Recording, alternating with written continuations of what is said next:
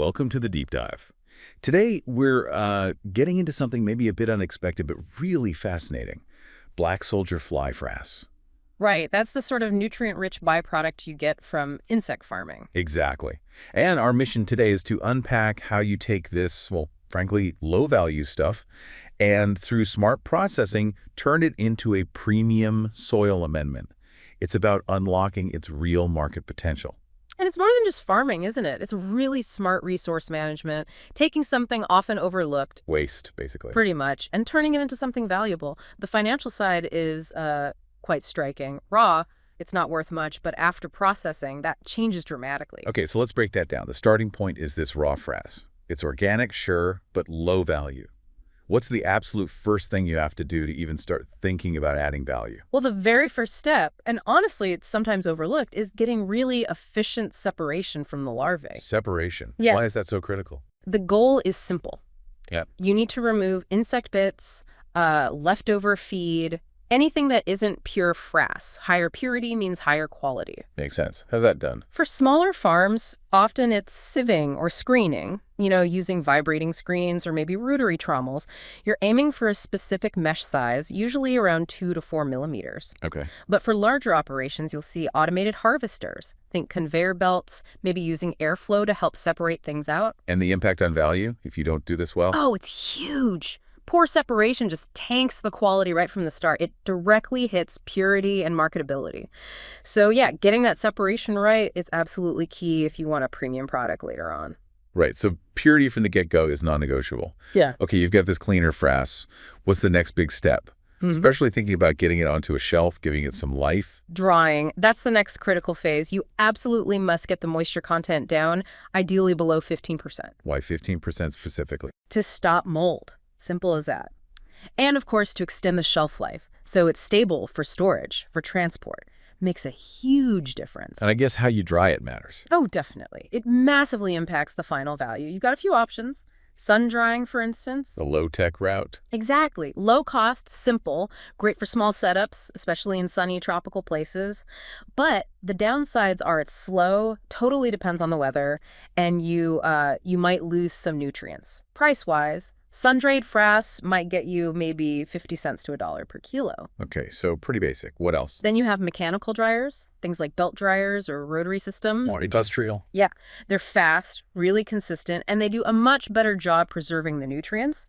The downside is the energy cost, obviously. So better for medium to large farms. But the price reflects that investment. Big time. This is where it gets interesting. Mechanically dried frass. That can sell for $1 to $3 per kilogram. Wow, okay, that's a significant jump. It really is. That consistency and quality command a premium. And then there's kind of a middle ground. Solar tunnel dryers, more energy efficient than full mechanical, moderately fast, but they do need space. Good for mid-sized places. That's incredible. Just the drying method can, potentially triple the price. That single step. So you mentioned consistency is key with mechanical drying. What are the main challenges there? Getting it just right. Yeah, the main hurdle is really balancing that energy cost against the speed, the throughput you need, and crucially hitting that precise moisture target below 15% without, over drying, which can degrade nutrients, or under drying, which risks spoilage. It's a bit of a balancing act. Right. Dialing that in sounds tricky, but crucial for that price point. Yeah. Okay, once it's properly dried, what's the next refinement step? After drying comes grinding and controlling the particle size. Grinding. Why grind it? The goal is uniformity. You want to crush the dried frass into consistent fine particles, usually done with things like hammer mills or ball mills. Is there an ideal size you're aiming for? Yeah, typically between 0.5 and 2 millimeters. That specific size range really improves how well it dissolves or integrates into the soil, makes it much easier to apply too, especially for things like mixing into potting soils or even hydroponics. Ah, so the texture matters for specific uses. Absolutely. A fine, uniform texture opens doors to those specialized, higher value markets. If your frass is too coarse, you might have to discount it for just, bulk agricultural use. It really forces you to think about your end customer. Who are you selling this to? Okay, so we've covered separation, drying, grinding, building quality step by step. Are there more advanced things, maybe optional steps that can really push the value higher, maybe open up even more premium markets? Definitely. This is where you get into creating truly premium products. One big one is pasteurization or sterilization. Making it cleaner, safer. Exactly. Usually through heat treatment, like a gentle heating, maybe 60, 70 degrees Celsius for an hour or two. It's very effective at killing off potential pathogens. For some really high-end niche markets, you might even see UV or chemical treatments, though that's less common. And the impact, besides safety. Well, safety is huge, but it's also often essential for getting organic certifications. Think OMRI listed or EU organic standards. Having that certification can easily boost your price by, say, 20 to 50%, simply because it grants access to those certified organic markets. That's a significant premium just for certification access. Wow. What else? The other really exciting area is enrichment and blending. This is where you can get creative and make custom products. Tailoring it. Precisely. You could add beneficial microbes, specific bacteria or fungi, or you could balance the NPK, the nitrogen, phosphorus, potassium levels by mixing the frass with other things like biochar, rock phosphate, maybe some potassium sulfate. You're creating a bespoke soil amendment. So not just frass, but a formulated product. Exactly. And the value proposition there is huge.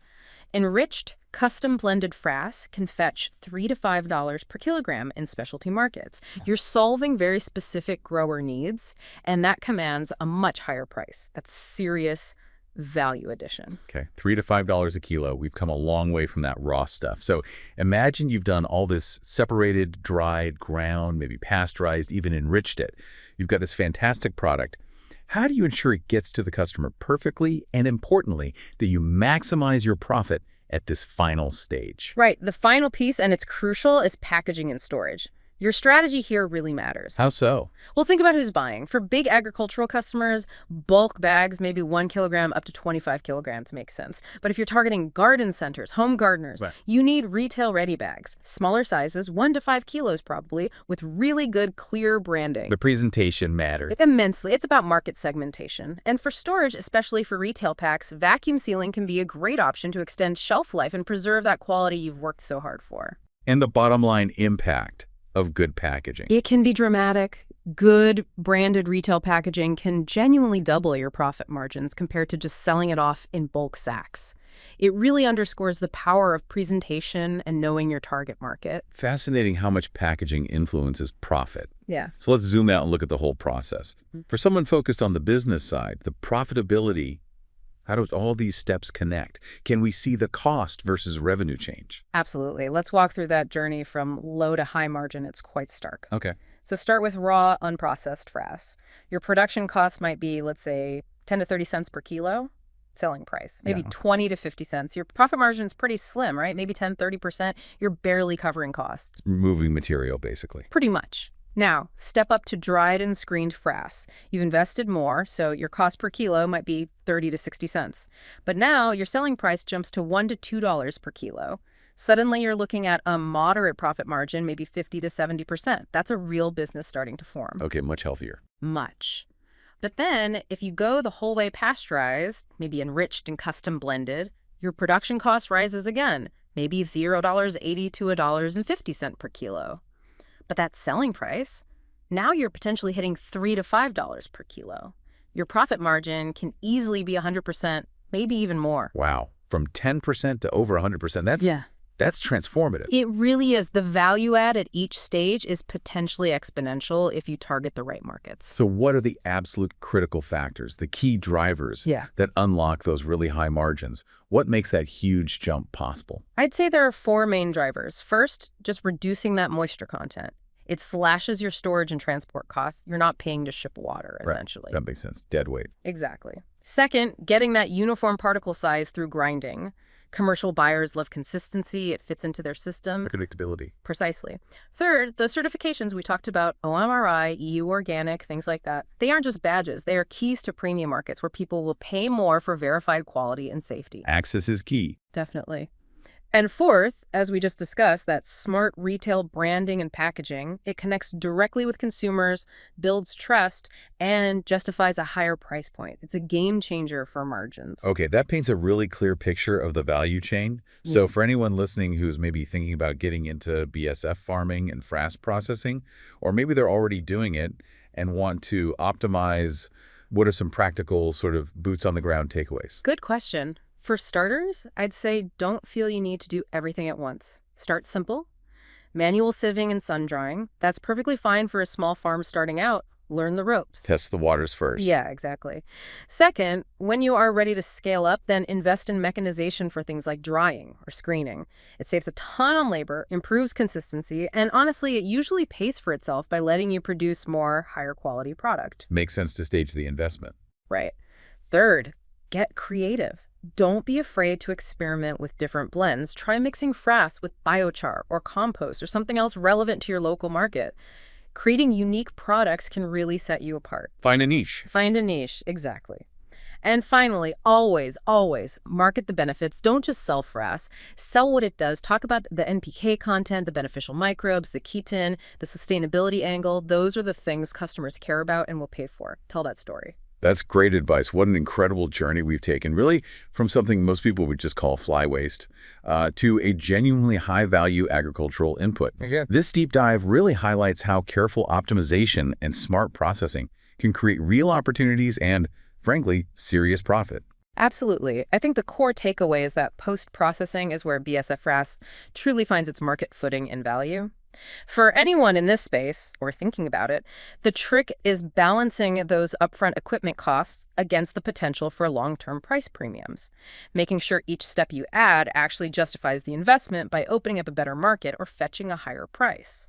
It's about strategic investment at each stage. Precisely. Return on investment for each processing step. So for you, the listener, whether you're already farming or maybe an entrepreneur looking for sustainable opportunities, or even just someone intrigued by finding value in unexpected places, this whole BSF Frass story is a powerful example of looking at waste differently, which really makes you wonder, doesn't it? What other overlooked byproducts, other waste streams out there in all sorts of industries might just be waiting for the right kind of processing and strategic thinking to unlock their hidden value? It certainly gives you pause to reconsider what we throw away.